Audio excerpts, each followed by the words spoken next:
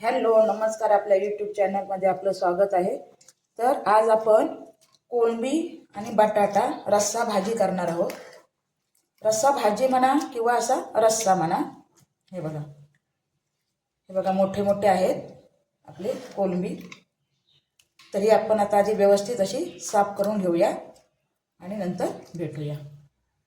तर हे बघा आपली आता इथे कोळंबी स्वच्छ करून ही 4 वेळा धुवून घेतलेली आहे। ह्यात आता आपण हळद, अर्धा चमचा हळद, 1 चमचा मीठ, आणखी कोकम लावून ठेवायचं आहे। हे बघा 2-3 कोकम टाकलेले आहे। ह्यात आपल्याला एकत्र करून असं व्यवस्थित एक 10-15 मिनिटांसाठी ठेवायचं आहे। आणि ह्यात आपण बटाटा घालणार आहोत। बटाट्याच्या फोडी करून नंतर आपण फोडणीला घालायच्या। हे घालतानाच कोळंबी हे बघा हे आपल्याला असंच एक 10-15 मिनिटं ठेवायचं आहे। तर हा बघा आपण इथे आता टोप ठेवलेला आहे तापायला। यात आता आपण कोळंबी फोडणीला घालूया। हे बघा इथे एक पळीभर म्हणजे मोठा चमचा आपल्याला तेल ओतायचं आहे फोडणीसाठी। आणि हा बघा टोमॅटो, कांदा आणि कोथिंबीर एवढंच लागणार आहे आपल्याला। तर आपला आधी तेल तापू दे। ते एक बटाटा केले हे बघा फोडी करून घेतल्यात एका बटाट्याच्या, त्या आपल्याला त्या कोळंबी बरोबरच फोडणीला घालायच्या आहेत। तर चला आपण आता इथे तेल तापलंय का बघूया। थोडासा कांदा टाकू। हे बघा आपलं तेल चांगलं तापलेलं आहे। आपण आधी कांदा घालूया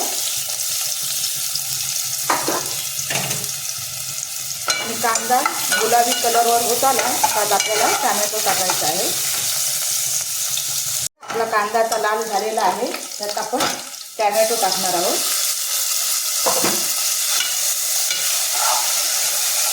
टोमॅटो सुद्धा व्यवस्थित आपल्याला परतून घ्यायचा आहे। आपला टोमॅटो सुद्धा व्यवस्थित आपला मेनला गेला आहे। आता आपण यात मालवणी भाजका मसाला 2 चमचे टाकणार आहोत। हा मालवणी मसाला आपल्याला व्यवस्थित असा परतून घ्यायचा आहे। तुम्ही कुठचाही मसाला घालू शकता, तुमचा घरगुती मसाला। आपल्याला आता व्यवस्थित असं परतून घ्यायचं आहे। आता ह्यात आपल्याला बटाटे आणि आपली कोळंबी टाकायची आहे शिजायला। हे बघा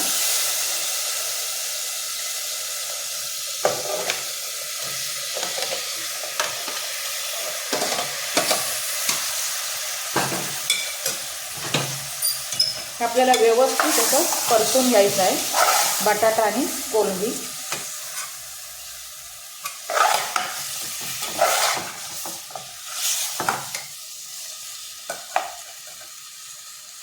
हे बघा आपली आता व्यवस्थित इथे परतून झालेली आहे कोळंबी। आता आपण यात पाणी टाकूया, त्याआधी थोडीशी कोथिंबीर टाकूया।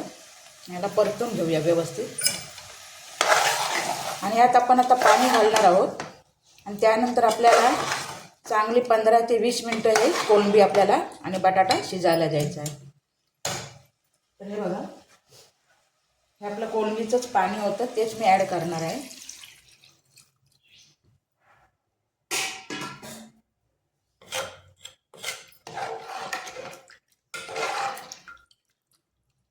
हे बघा ह्याला आता आपण व्यवस्थित एक 15-20 मिनिटं चांगली उकळी येऊन शिजायला देऊया।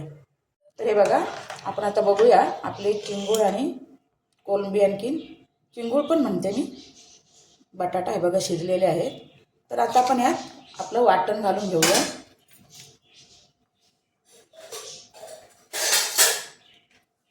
यात आपण भाजकं वाटण घालणार आहोत। हे माझ्याकडे आठवड्याभराचं केलेलं असतं ताईनं, मालवणी वाटण आहे हे। ह्या वाटणाचा सुद्धा व्हिडिओ माझ्या चॅनलवरती आहे, तुम्ही जाऊन बघू शकता। हे बघा आपलं वाटण आतमध्ये आपण सगळं मिक्स करून घेऊया। आता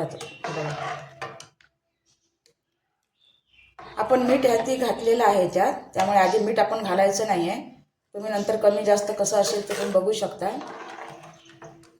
हे बघा ह्याला आता एक 5 मिनिटं आपल्याला उकळी यायला द्यायची आहे।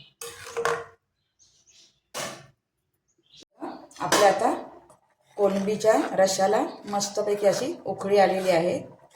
तर ताईनो, हा व्हिडिओ तुम्हाला कसा वाटला ते तुम्ही नक्की मला कॉमेंट करून सांगा. आणि अशा पद्धतीने तुम्ही एकदा ट्राय करून बघा. खूप सुंदर असे कोलंबीचा रस्सा होतो. तर चला भेटूया आपण अशाच एका नवीन व्हिडिओमध्ये. तोपर्यंत सर्वांना बाय बाय. हे बघा, आपलं असं मस्तपैकी कोलंबीचा रस्सा तयार आहे.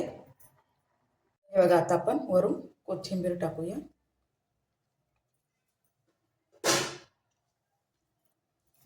किती मस्तपैकी अशी करी आलेली आहे आपल्या रश्श्याला. तर चला भेटूया आपण नवीन एका व्हिडिओमध्ये.